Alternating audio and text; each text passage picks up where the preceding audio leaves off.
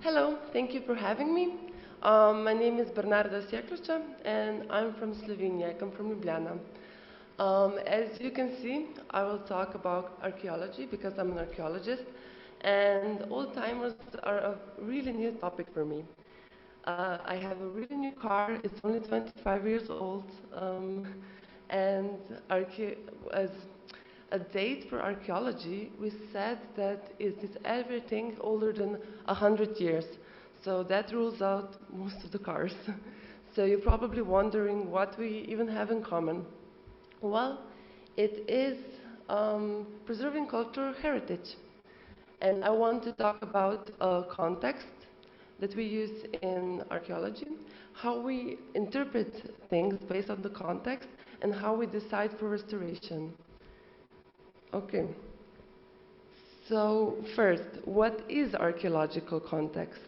As definition, it is scientifically determined position of an archaeological find in time and space on relation to other things, finds or other sites. And it includes the assessment of how an archaeological find got there and what happened to it since it was buried to the ground. So if I just talk really in examples, if you find an artifact, you have to always look, where did you find it? Was it in a house or in a well or in a grave? Because the context of that find is very important. And the end of the day, it's basically like detective work. Why is this here? How did it got here? How old it was? Who put it here? And why? And what happened to it since it was deposited? And just to not talk like about theory and like a dry subject, I put together two examples. One is from Emona, that is a Roman city that stood before Ljubljana. And the second is from the prehistoric site, also in Ljubljana marshes. Well, as you can see, that was a grave found in Emona. It is from the first century, first, second century, and it is a closed context, which is very important for us because if you have a closed context, you can get as much information as possible with the analysis and science to interpret things, to tell a story that is mostly for the public. Because if I would talk like an archaeologist, like no one would care like about the types of amphoras and everything. So we need to make an appealing story for the public. So this grave was found closed, sealed. And in it, we found an urn, of course, food, and that was also placed in the grave for the deceased, and some personal belongings. So there were some tweezers, hook for opening the wounds, and scalpels. So you can think of it, this person was a doctor. And by close inspection of the vase that is up here, you can see that there is a motif of pomegranate and cucurbits, which is a symbol of goddess Unona, and she was a protector of families. And when they inspected the bones, the analysis showed that the grave belongs to a woman in her 30s. In which of the context of the Roman world, we know that patriarchy, women didn't have any space in outside of the house. So that this grave belonged to a woman that was a doctor is a really perfect story. Um, and the other examples I have, this is a prehistoric site of pile dwellers. It's located in Ljubljana marshes, and they were the first permanent settlers in our area. And they lived there in somewhere between 4,500 to 1500 BC. And this is our oldest wheel in the world with axis. We are proudly showing it in the museum, City Museum of Ljubljana. It was found in 2002 near Vrhnika. So, how was it found? What was the context of it? It was found under 2 longboats, which were buried back because we still don't have the technology to preserve them. But underneath the 2 longboats was this wheel with an axis. And as you can see in the process of excavation, they kind of damaged it, but it gives it a soul. And yeah, it was 5,200 years old. I forgot to mention that. So when they found the wooden wheel, they sent it to Mainz, which has a perfect restoration center for wet wood. We call it the waterlogged wood. Because as you can imagine, wood being in water for 5,000 years, if you take it out of that area, it can get destroyed. Bacteria will eat it. And it's like, if you can imagine putting a cookie in tea,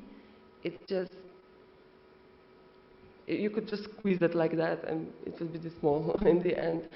So the preservation techniques are very complex and we don't have the technology for that in Slovenia. But because it's so small, we could send it to Mainz, where they carefully restored it as it was found. And with the further analysis, we also found out that as you can see, it is made from 2 plates. It is from ash wood and 4 plates from oak wood, because ash wood is really hard, and the oak wood is more well, softer and easier for the wheels to even turn. So we can interpret with that they already know what they were doing. They were very technologically advanced at that time to think about what kind of wood would I need for a wheel to work at its maximum. So it is displayed like that. We didn't restore it any further because we think that telling the story like it is, the artifact is telling it itself.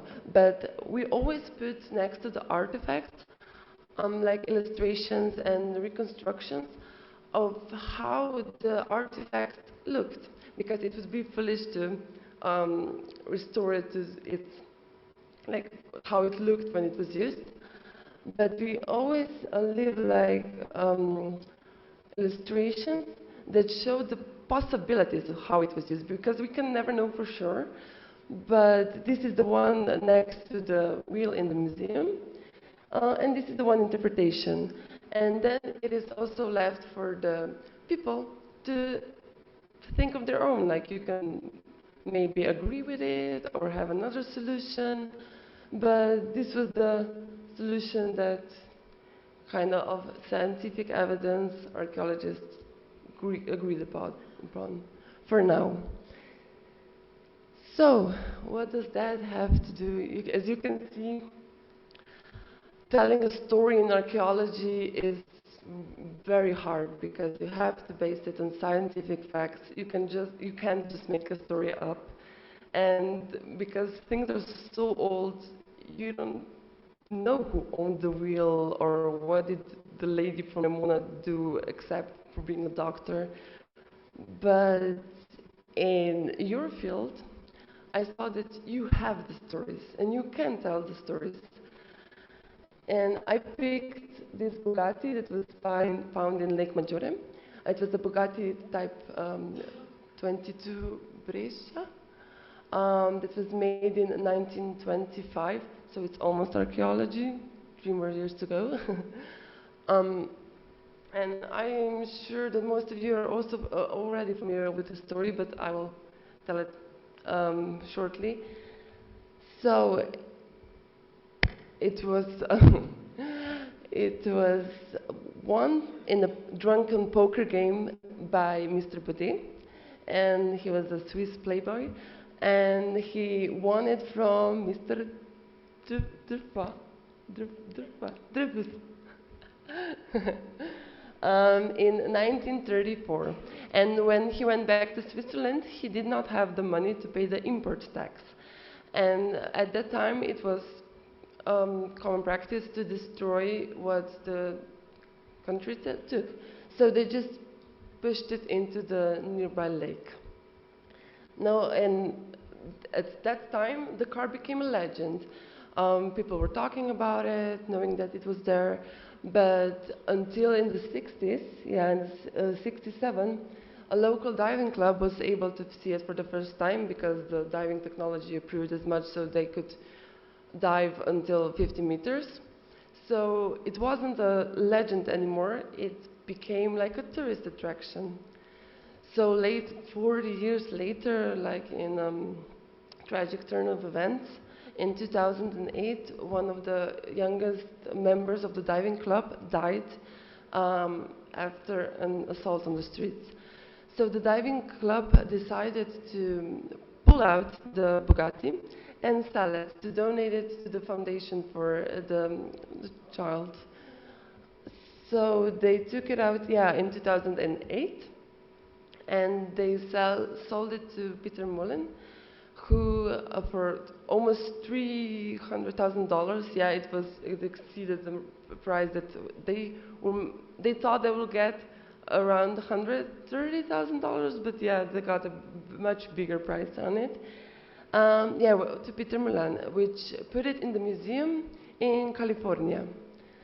So I did not see the car, but it is displayed in its own room, walled off from the rest of the collection, in a very dark room that has limited light to invoke the intimacy and to give that feeling of a lake also. And that is where I think that this car became art. So like from a local legend to a tourist attraction to basically art. Because I think its story is what is important here. Like, yeah, you could, I don't know if you could really reconstruct it to its first state, but I think it looks much better like this. It tells its own story. You just have to conserve it, which is also very hard for a car that was in water. And always at conservation, you have to think of the original materials. How it looked, what was it made of, don't put plastic in it or anything else. Like, always think of the original also. And yeah, that's how this car became an art piece, basically. So for the conclusion, I just wanted to repeat preservation, conservation, and restoration. Always think of the context when you interpret things, and always think of the context when you decide for restoration.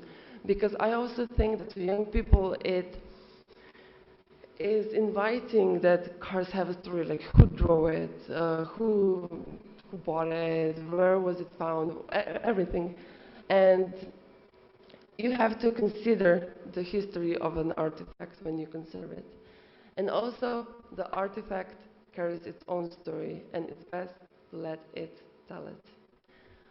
Yeah, that's all from me. Thank you very much. If you have any questions, feel free to ask also in the later or now.